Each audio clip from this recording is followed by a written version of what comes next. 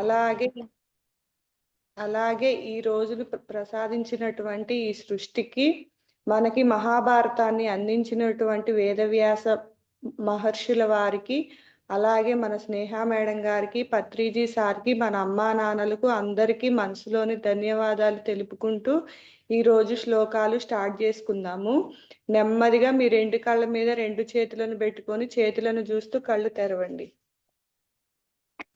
Ready, 3, 2, 1 start.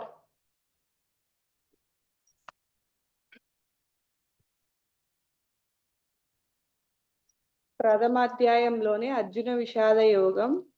నిన్న చెప్పుకున్నటువంటి 4 శ్లోకాలు అందరూ నాతో పాటు ఉచ్చారణ చేయండి.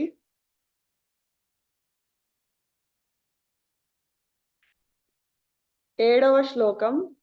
అస్మాకం తు విశిష్టాయే తాని బోధ ద్విజోత్తమా నాయకా మమ సైన్యస్య సంజ్ఞార్థం తాన్ బ్రవీమి తే. 8వ శ్లోకం.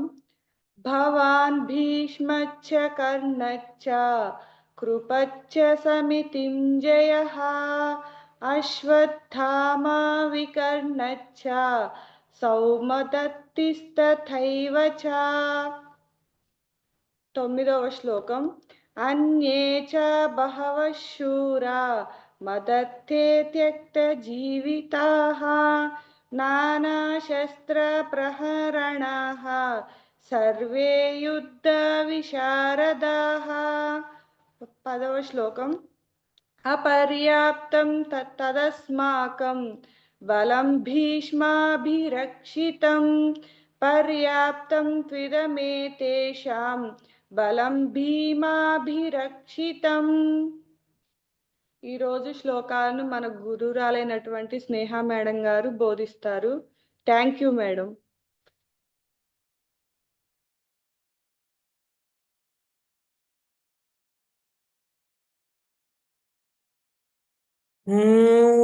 శ్రీకృష్ణ పరబ్రహ్మణే నమః.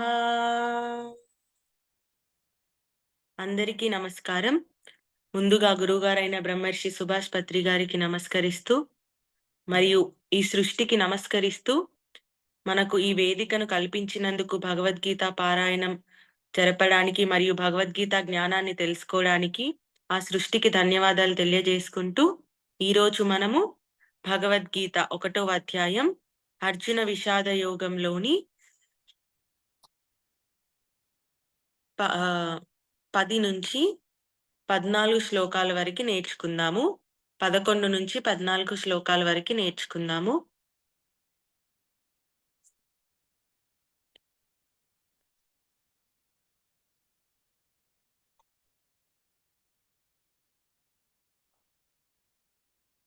ఈరోజు శ్లోకాలు నేర్చుకునే ముందు, నిన్న మనము పాండవ సైన్యం అలాగే కౌరవ సైన్యం తరపున ఎవరెవరు ఉన్నారు అనేది దుర్యోధనుడు తన గురువైన ద్రోణునిడితో చెప్పడము విన్నాము. మరి ఈరోజు శ్లోకాలలో నెక్స్ట్ యుద్ధంలో ఏం జరుగుతుందనేది మనం తెలుసుకుందాం.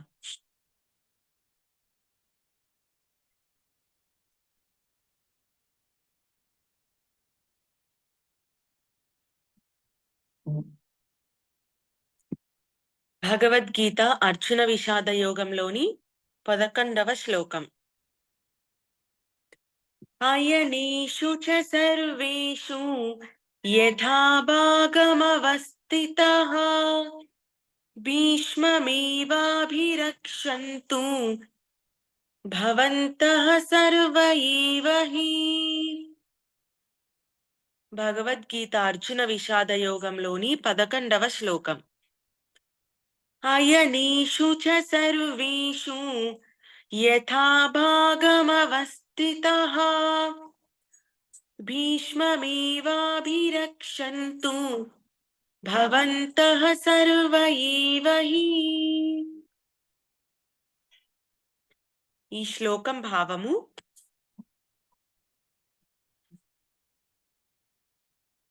సైన్యాన్ని అంతా కూడా వర్ణించిన తర్వాత దుర్యోధనుడు ఇంకా ఏం చెప్తున్నాడంటే, భీష్ముడు ఉన్నాడు కదా, భీష్ముడు ఎవరని చెప్పుకున్నాము మనము? భీష్ముడు కౌరవులకు సేనాధిపతి, అంటే లీడర్ అని చెప్పుకున్నాం. సో ఆ సేనాధిపతిగా వ్యవహరిస్తూ సేనను రక్షిస్తున్న భీష్ముడిని మిగతా సైన్యం అంతా కూడా తన చుట్టూ చేరి భీష్ముణ్ణి రక్షించాలి అని చెప్తున్నాడు. అయనేషు చ సర్వేషు, మీరందరూ కూడా దానికంటే ముందు మీరు మీకు నిర్ణయించిన స్థానాలను మీరు ఉండండి. భీష్ముడి చేత రక్షింపబడిన మీ సైన్యాన్ని అంతా కూడా ఎవరి స్థానంలో వాళ్ళు నిల్చోవలసిందిగా, సిద్ధంగా ఉండవలసిందిగా దుర్యోధనుడు సైన్యానికి అంతా కూడా ఆదేశాన్ని ఇస్తున్నాడనమాట. అయనీషు చ సర్వేషు అంటే సమస్తములైన, యథాభాగమవస్థితః మీకు నిర్ణయించిన స్థానాలను ఆసీనులు కాండి, అంటే మీకు నిర్ణయించిన స్థానాలలో మీరు ఉండండి. సమస్తాలైన అంటే ప్రతి ఒక్క సైన్యంలో ఉన్న వ్యక్తి కూడా మీకు నియమించిన స్థానంలో ఉండండి. భీష్మమేవాభిరక్షन्तు భవంతః సర్వ ఏవ హి, భీష్ముడు మిమ్మల్ని సర్వ విధాలుగా కాపాడుతాడు అని చెప్పి దుర్యోధనుడు సైన్యానికి ఆదేశాన్ని ఇస్తున్నాడు. అంటే రెడీగా ఉండమని చెప్పి ఆదేశాన్ని ఇస్తున్నాడు.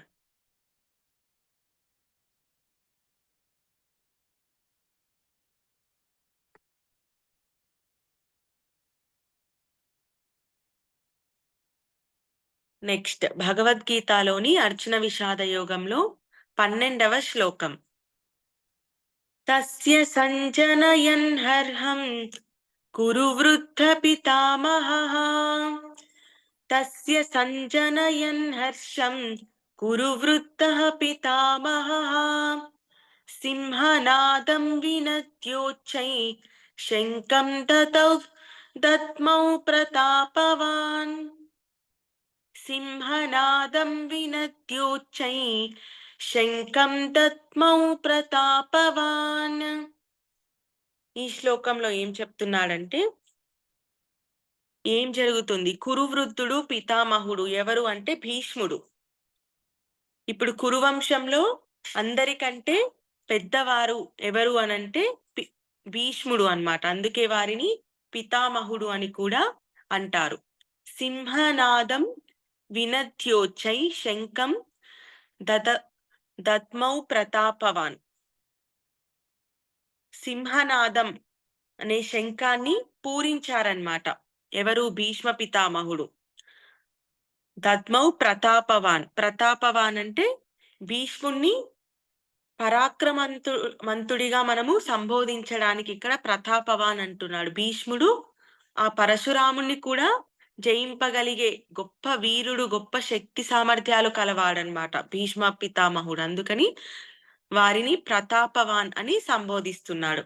సో దుర్యోధనుడు ఎవరి స్థానాలలో వాళ్ళని ఉండి భీష్మ పితామహుడిని రక్షించవలసిందిగా చెప్పిన తర్వాత భీష్మ పితామహుడు దుర్యోధనుని సంతోష పెట్టడానికి, అలాగే మిగిలిన సైన్యాలనంతా కూడా ఉత్తేజపరచడానికి శంఖనాదాన్ని పూరించారనమాట. శంఖనాదాన్ని పూరించారు అంటే యుద్ధం ఆరంభమైంది అని సంకేతం ఇవ్వడానికి మొదటగా భీష్మ పితామహుడు శంఖనాదాన్ని పూరించారు.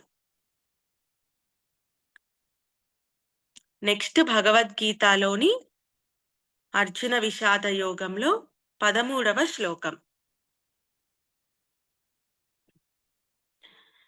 తత శంకాశ్చ భీర్యశ్చ పణవానక గోముఖాః సహసైవాప్యహన్యంత సశబ్దస్తు ములోభవత్. తత శంకాశ్చ భీర్యశ్చ పణవానక గోముఖాః సహసైవాప్యహన్యంత సశబ్దస్తు ములోభవత్. సో ఈ శ్లోకంలో ఏంటి అంటే తత శంఖాశ్చ భేరశ్చ, మిగిలిన వారందరూ కూడా వారి వారి శంఖాలను, పనవనాక గోముఖ, ఇవేంటి అంటే శంఖాల పేర్లు అన్నమాట, ఇవన్నీ కూడా మ్రోగించారు.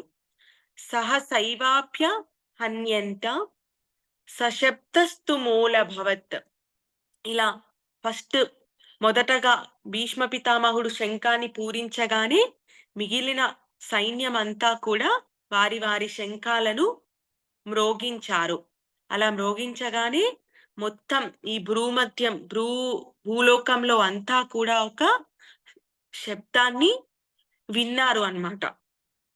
అంటే మొత్తం యుద్ధం వాతావరణము నెలకొల్పడానికి శంఖాన్ని పూరించి ఆ శబ్దనాదులతో ఈ భూమి అంతా నిండిపోయింది, యుద్ధ వాతావరణం అంతా మొదలైపోయిందనమాట. నెక్స్ట్ భగవద్గీతలోని అర్జున విషాద యోగంలో 14వ శ్లోకం.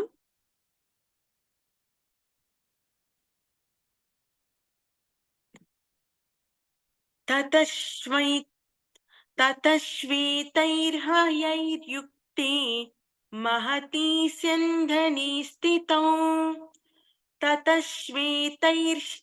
తతశ్వేతైర్హయైర్యుక్తే మహతి స్యంధని స్థితౌ మాధవ పాండవశ్చైవ దివ్యౌ శంకౌ ప్రదద్మతుః. మాధవ పాండవశ్చైవ దివ్యౌ శంకౌ ప్రదద్మతుః. ఈ శ్లోకంతో మనకి కృష్ణార్జులు అనేది భగవద్గీతలో వచ్చారనమాట. కృష్ణుడు అర్జునుడు మొట్టమొదటిసారిగా ఈ శ్లోకంతో మనకు భగవద్గీతలో పరిచయం అయ్యారు. సో మొదటగా భీష్మ పితామహుడు శంఖనాదాలు పూరించంగా తన సైన్యం మొత్తము ప్రణవనాదాలు, శంఖనాదాలు పూరించి యుద్ధ వాతావరణము మొదలయ్యింది అని సంకేతాన్ని ఇచ్చిన తర్వాత అటువైపు పాండవ సైన్యం వైపు శ్వేత అంటే తెల్లటి గుర్రం అన్నమాట. శ్వేతైర్హ అంటే తెల్లటి గుర్రాన్ని మనము, శ్వేతము అంటే తెల్లనైనది అన్నమాట. ఆ తెల్లనైన గుర్రంతో ఉన్న రథం మీద కూర్చొని ఉన్న మాధవ అంటే శ్రీకృష్ణుడు, అలాగే పాండవశ్చైవ అంటే అర్జునుడు దివ్యౌ శంకౌ ప్రదద్మతుః తన దివ్య శంఖనాదాలను పూరించారు. తతశ్వేతైర్హయైర్యుక్తే తెల్లటి గుర్రాలు అని ఎందుకు అలా స్పెసిఫిక్ గా మెన్షన్ చేశారు అంటే తెల్లదనం అనేది దేనికి సూచికము అంటే ధర్మానికి సూచికము. సో ఆ ధర్మము తమ వైపు ఉంది, పాండవుల వైపు ఉంది అనేది చెప్పడానికి ఆ తెల్లటి గుర్రాల పైన ఉన్న, ఆ రథం పైన ఉన్న శ్రీకృష్ణార్జునులు అనేది సంబోధించారనమాట. ఇక్కడ ఎవరు సంబోధించారు? ఇదంతా రాసింది వేదవ్యాసుల వారు కాబట్టి వేదవ్యాసులరా సంబోధించారు. తతశ్వేతైర్హయైర్యుక్తే మహతి స్యంధనే స్థితౌ. ఆ తెల్లటి గుర్రాల రథం మీద స్థితమైన అంటే ఉన్న మాధవ పాండవశ్చైవ శ్రీకృష్ణ మరియు అర్జునులు దివ్యౌ శంఖౌ ప్రదద్మతుః తమ దివ్య శంఖాలని పూరించారు. ఫస్ట్ ఇటు స్టార్ట్ అవ్వగానే వాళ్ళు కూడా మేము కూడా సిద్ధంగా ఉన్నామని చెప్పాలి కదా. సో చెప్పడానికి శ్రీకృష్ణార్జునులు తమ దివ్య శంఖాలని పాండవ సైన్యం తరపున మొదటగా పూరించారు. ఇప్పుడు మళ్ళీ మనము 11 నుంచి 14 శ్లోకాలు అందరము కలిసి ఉచ్చరిద్దాము. నేను అన్న తర్వాత ఎవరైనా ఒకరు అన్మ్యూట్ చేసుకోండి.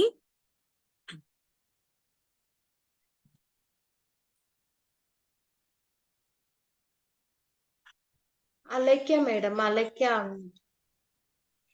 ఓకే. భగవద్గీతలోని అర్జున విషాద యోగంలో 11వ శ్లోకం. భగవద్గీతలోని 1వ అధ్యాయం అర్జున విషాద యోగంలోని 11వ శ్లోకం. అయనేషు చ సర్వేషు అయనేషు చ సర్వేషు యథా భాగమవస్థితాః యథా భాగమవస్థితాః యథా భాగమవస్థితః. అందరూ మ్యూట్ లో ఉన్నాను, అలేఖ్య తప్ప. యథా భాగమవస్థితాః యథా భాగమవస్థితాః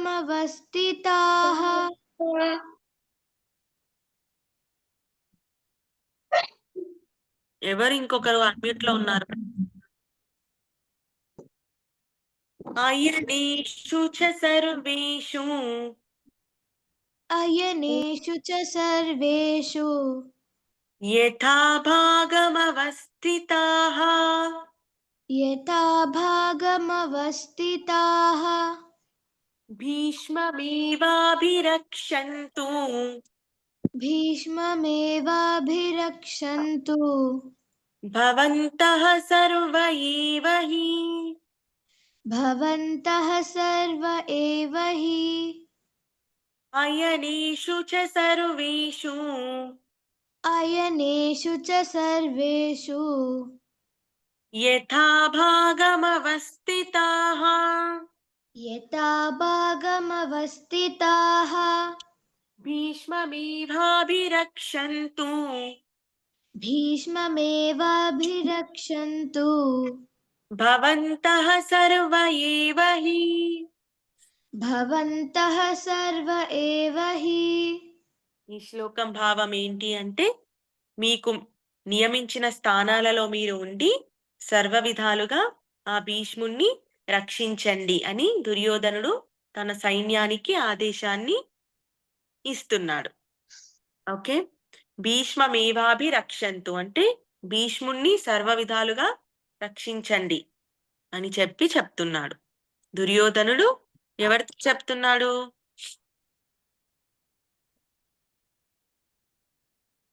దుర్యోధనుడు ఎవరితో చెప్పాడు ఈ మాటలు? అతని సైన్యానికి. అతని సైన్యానికి చెప్తున్నాడు.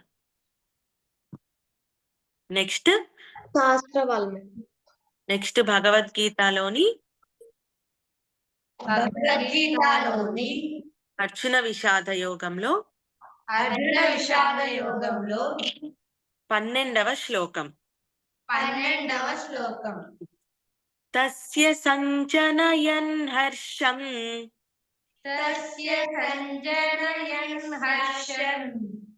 సంజనయన్ హర్షం తస్య సంజనయన్ హర్షం కురు వృత్తః పితామహః కురు వృద్ధ పితామహః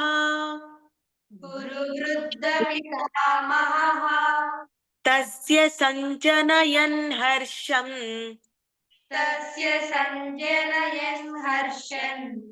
కురు వృద్ధ పితామహః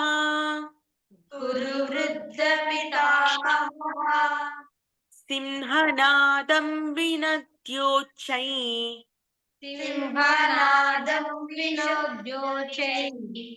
శంఖం దద్మౌ ప్రతాపవాన్ సింహనాదం వినద్యోచ్చై సింహనాదం వినద్యోచ్చై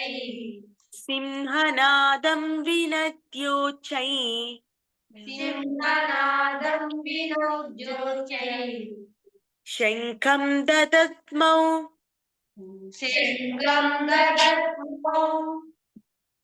ప్రతాపవాన్ తస్య సంజనయన్ హర్షం तस्य सञ्जनयन् हर्षम् कुरु वृद्धा कुरु वृद्धा पितामहः पितामहः सिंहनादं सिंहनादम् विनद्योच्चै विनद्योच्चै शङ्खं शङ्खम् दद्मौ प्रतापवान् दद्मौ प्रतापवान् सिंहनादं विनद्योच्चै सिंहनादम् विनोद्योच्चै शङ्खं दद्मौ प्रतापवान् शङ्खम् दद्मौ प्रतापवान्. సో ఈ శ్లోకం యొక్క భావం ఏంటి? కురువృద్ధుడు పితామహుడు తన దుర్యోధనుణ్ణి, రారాజు కదా తను, ఎంతైనా పాండవులు యాక్చువల్ గా పితామహుడు భీష్ముడికి, అందులో ముఖ్యంగా అర్జునుడు అంటే ఇంకా ఎంతో ఇష్టం. కానీ ఇక్కడ తను ఎవరి వైపు యుద్ధం చేస్తున్నాడు? దుర్యోధనుడికి, కౌరవుల వైపు యుద్ధం చేస్తున్నాడు. కాబట్టి తన రాజు ఎవరు ప్రస్తుతానికి అంటే దుర్యోధనుడు. సో ఆ దుర్యోధనుణ్ణి సంతోషపరచడానికి కురువృద్ధుడు భీష్మ పితామహుడు గట్టిగా తన శంఖాన్ని పూరించి యుద్ధము మొదలయ్యింది అనే సంకేతాన్ని ఇచ్చాడు. అది ఈ శ్లోకం యొక్క భావము. నెక్స్ట్, భగవద్గీతలోని అర్జున విషాద యోగంలో 13వ శ్లోకం. భగవద్గీతలోని అర్జున విషాద యోగంలోని 13వ శ్లోకం. తత శంకాశ్చ వీర్యశ్చ తత శంఖాశ్చ భైర్యశ్చ పణవానక గోముఖాః పనవానక గోముఖః తత శంకాశ్చ వీర్యశ్చ తత శంఖాశ్చ భైర్యశ్చ తత శంకాశ్చ వీర్యశ్చ తత శంఖాశ్చ భైర్యశ్చ పణవానక గోముఖాః పనవానక గోముఖః తత శంకాశ్చ వీర్యశ్చ తత శంఖాశ్చ భైర్యశ్చ పణవానక గోముఖాః పనవానక గోముఖః సహసైవాప్యహన్యంత సహసైవ్యాభ్యహన్యంత సశబ్దస్తు ములోభవత్ సశబ్దస్తు లోభవత్ శబ్దస్తు ములోభవత్ శబ్దస్తు ములోభవత్ తత శంకాశ్చ వీర్యశ్చ తత శంఖాశ్చ భైర్యశ్చ పణవానక గోముఖాః పనవానక గోముఖః పణవానక గోముఖాః పనవానక గోముఖః గోముఖాః గోముఖాః పణవానక గోముఖాః పనవానక గోముఖాః సహసైవాప్య సహసైవ్యాభ్య హన్యంత హన్యంత సహసైవాప్యహన్యంత సహసైవ్యాభ్యహన్యంత సశబ్దస్తు ములోభవత్ సశబ్దస్తు మూలభవత్ సశబ్దస్తు ములోభవత్ సశబ్దస్తు మూలోభవత్ తత శంకాశ్చ వీర్యశ్చ తత శంఖాశ్చ భైరశ్చ పణవానక గోముఖాః పనవానక గోముఖః గోముఖాః కాకి దీర్ఘం ఉంది కదా. Okay madam. పణవానక గోముఖాః పనవానక గోముఖాః సహసైవాప్యహన్యంత सहसैव्याभ्यहन्यन्त सशब्दस्तु मूलोऽभवत् सशब्दस्तु मूलोऽभवत् ततः शङ्काश्च वीर्यश्च तत शङ्काश्च वीर्यश्च पणवानकगोमुखाः पनवानकगोमुखाः सहसैवाभ्यहन्यन्ता सहसैव्याभ्यहन्यन्त सशब्दस्तु मूलोऽभवत् सशब्दस्तु मूलोऽभवत् సో ఈ శ్లోకం యొక్క భావం, భీష్మ పితామహుడు తన శంఖాన్ని మ్రోగించిన తర్వాత మిగిలిన సైన్యం అంతా కూడా ఆ శబ్దాలను చేసి యుద్ధ వాతావరణము మొదలు అవ్వగానే ఆ శబ్దాలన్నీ కూడా దిక్కులంతా కూడా భూలోకమంతా కూడా వ్యాపించి యుద్ధ వాతావరణం అనేది మొదలైపోయింది. నెక్స్ట్ భగవద్గీతలోని అర్జున విషాద యోగంలో 14వ శ్లోకం. మేడం శాస్త్ర వాళ్ళ హ్యాండ్ రైజ్ ఉంది మేడం, ఇంకెవ్వరు లేరు. ఎవరుంటే వాళ్ళని చేయండి. శాస్త్ర అడ్మిట్ చేసుకున్నాను.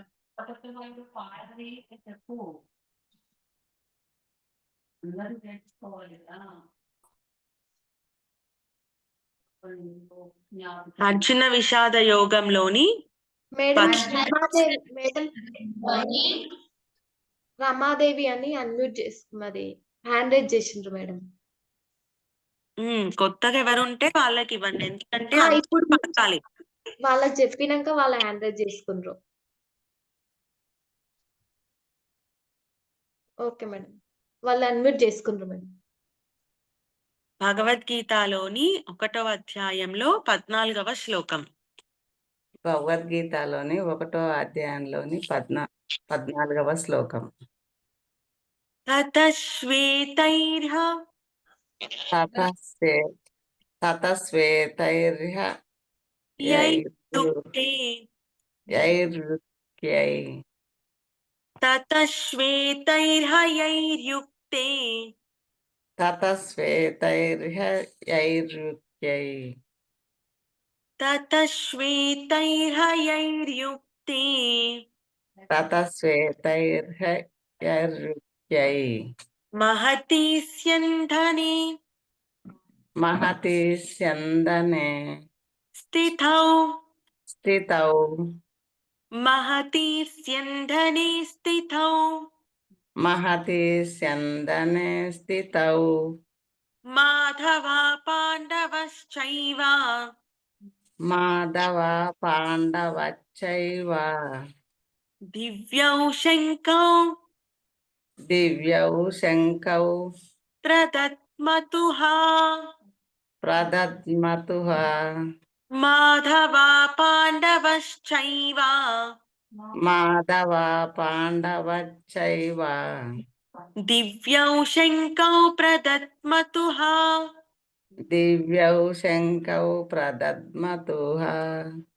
తతశ్వేతైర్హ యైర్యుక్తే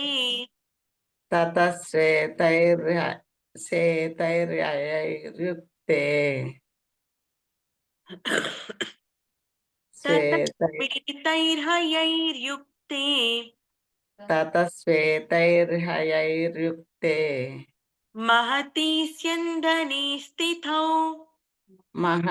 స్యందనే స్థితౌ మాధవ పాండవశ్చైవ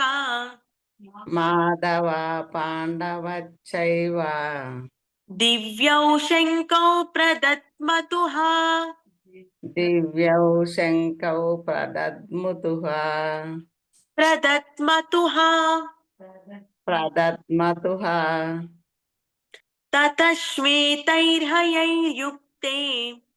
తతశ్వేతైర్హ యైర్యుక్తే మహతి స్యందనే స్థితౌ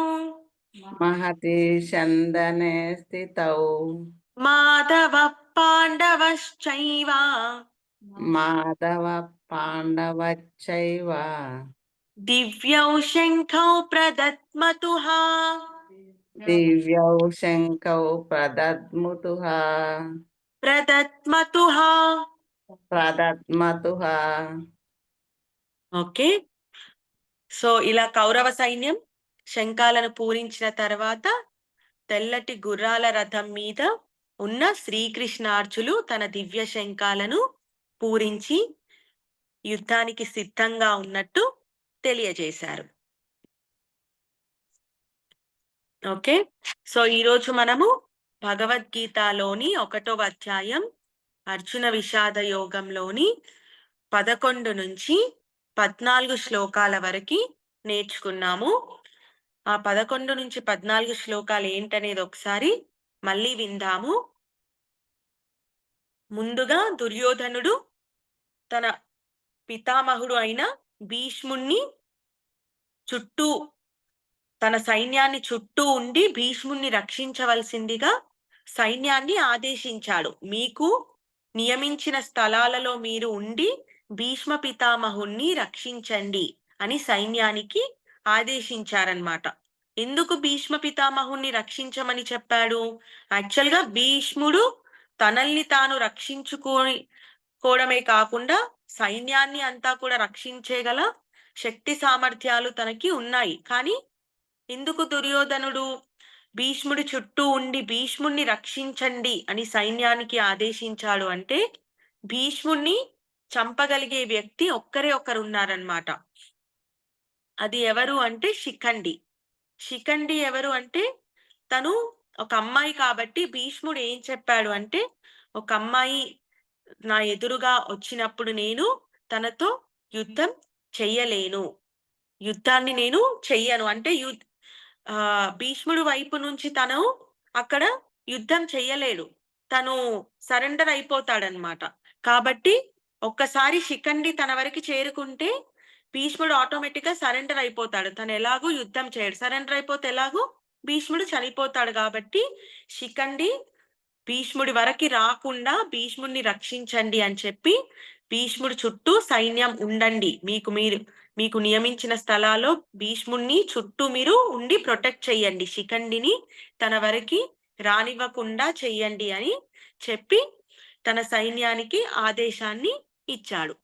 ఆదేశాన్ని ఇచ్చిన తర్వాత భీష్మ పితామహుడు దుర్యోధనుణ్ణి ఆనందపరచడానికి అలాగే మిగిలిన సైన్యంలో అంతా కూడా ఆ యుద్ధ వాతావరణాన్ని తెప్పించడానికి తన శంఖాన్ని గట్టిగా పూరించి యుద్ధ వాతావరణాన్ని నెలకొల్పారు. ఆ తర్వాత మొదటగా భీష్మ పితామహుడు శంఖాన్ని పూరించిన తర్వాత మిగిలిన సైన్యం అంతా కూడా శంఖనాదాలను, మిగిలిన సైన్యం అంటే ఇక్కడ కౌరవుల సైన్యం అంతా కూడా శంఖాలను పూరించిన తర్వాత ఆ శబ్దం అంతా భూమి అంతా కూడా వ్యాప్తి చెందింది. అంత గట్టిగా ఆ శబ్దాలు అన్నీ కూడా అన్ని భూ వాతావరణం అంతా కూడా యుద్ధ వాతావరణాన్ని నెలకొల్పింది. దాని తర్వాత 14వ శ్లోకంలో శ్రీకృష్ణార్జునుల ప్రవేశం జరిగింది. శ్రీకృష్ణార్జులు తన తెల్లటి గుర్రాల రథం మీద కూర్చొని తమ దివ్య శంఖాలను పూరించి పాండవ సైన్యం కూడా యుద్ధం సిద్ధంగా ఉంది అని సంకేతాన్ని ఇచ్చారు. అది మనము ఈరోజు అర్జున విషాద యోగంలో తెలుసుకున్న 11 నుంచి 14 శ్లోకాలు మరియు వాటి భావాలు. ఓకే, రోజు ఒక్కరే కాకుండా అందరూ ఉచ్చారణ అనేది జరపండి. ఎందుకంటే ఇక్కడ ఎవరికి ఉచ్చారణ చేస్తే వాళ్ళకి ఏదైనా మిస్టేక్స్ ఉన్నా అది కరెక్ట్ చేసుకోవచ్చు. నేను మళ్ళీ రిపీట్ చేస్తుంటాను కాబట్టి ప్లస్ అందరూ కూడా ఇన్వాల్వ్ అయినట్టు ఉంటుంది. ఎప్పుడు ఒకరే కాకుండా అందరూ చెప్పండి. చెప్పిన వాళ్ళే మళ్ళీ రోజు రిపీట్ అవ్వకుండా కొత్త వాళ్ళు చెప్పండి. అలాగే మీరు కూడా రమణ గారు కూడా చెప్పిన వాళ్ళు కాకుండా కొత్త వాళ్ళకి అన్మ్యూట్ చేసుకోమని చెప్పండి. ఆటోమేటిక్ గా మీరు మళ్ళీ నాకు చెప్పాల్సిన పని లేదు, డైరెక్ట్ గా వాళ్ళ పేరు చెప్పి వాళ్ళని అన్మ్యూట్ Unmute. మీరు చెప్పండి. సహస్ర నెక్స్ట్ శ్లోకం చెప్పండి, లేదా అలేఖ్య నెక్స్ట్ శ్లోకం, లేదా అన్నపూర్ణ గారు నెక్స్ట్ శ్లోకం చెప్పండి అని మీరు Okay. డైరెక్ట్ గా వాళ్ళకి చెప్పండి. ఓకేనా? అంటే హ్యాండ్ రైజ్ చేసుకున్న వాళ్ళనే చెప్పమన్నారు మళ్ళీ డిస్టర్బెన్స్ కాకుండా. ఎవరైతే వాళ్ళకి చెప్పండి. ఓకే. అంటే మీరు ఫస్ట్ డిసైడ్ అవ్వండి ఎవరిని అన్మ్యూట్ చేయాలి అని చెప్పి. Okay madam. రిపీటెడ్ గా కాకుండా చెప్పిన వాళ్ళు ఒకవేళ నిన్న చెప్పిన వాళ్ళు ఉంటే ఈరోజు కొత్త వాళ్ళకి ఛాన్స్ ఇవ్వండి. కొత్త వాళ్ళు హ్యాండ్ రైజ్ చేస్తే. ఓకేనా? అలాగే కొత్త వాళ్ళు ఈరోజు ఎవరైనా జాయిన్ అయ్యి ఉన్నారా? కొత్త వాళ్ళు ఎవరైనా జాయిన్ అయ్యి ఉంటే ఒకసారి అన్మ్యూట్ చేసుకొని ఇంట్రడ్యూస్ చేసుకోండి. మేడం రికార్డింగ్ స్టాప్ చేయండి మేడం. రికార్డెడ్ అవుతుంది కదా.